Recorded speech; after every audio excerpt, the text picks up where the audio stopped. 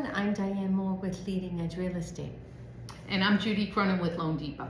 So today we're talking about seller concessions. And what is that?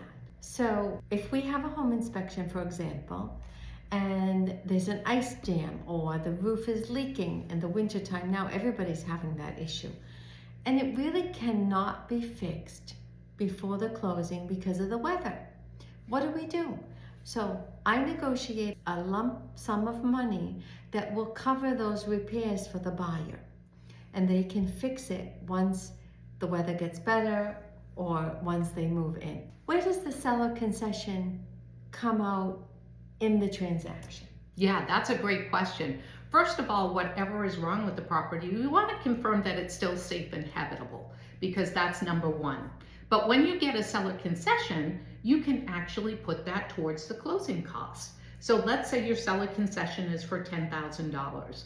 Well, in most cases, closing costs can equal that quite quickly between your attorney fees and your lender fees. But what's most important is Diane and I have a conversation to see what that seller concession is going to be, because we want to make sure we utilize all those funds towards the transaction. So if you're getting a $10,000 seller concession, but yet let's say your closing costs are only $8,000, perhaps we can use that extra $2,000 to buy points to reduce the rate. But what's most important is to make sure that seller concession is going to be utilized.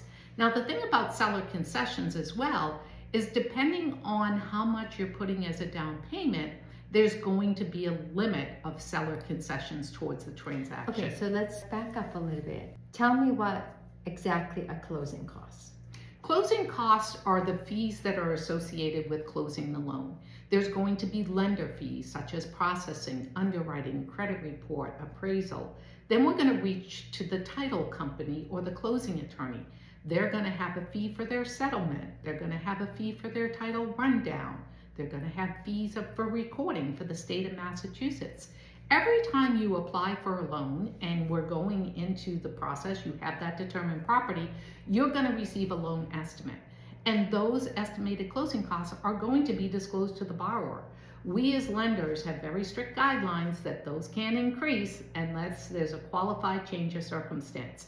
So don't worry, we're heavily regulated. There should be no surprises, but we will disclose them. So for example, I always tell my buyers, listen, we want to negotiate things that are really important and big ticket items. If there's a little leak under the kitchen sink, do we really want to give the seller an argument? $50, $100, a plumber will come and fix it the day you close. But if we have bigger issues, like for example, a house in Havel recently had a leak in the roof. Okay, the contractor come and said, $1,000, it'll be fine.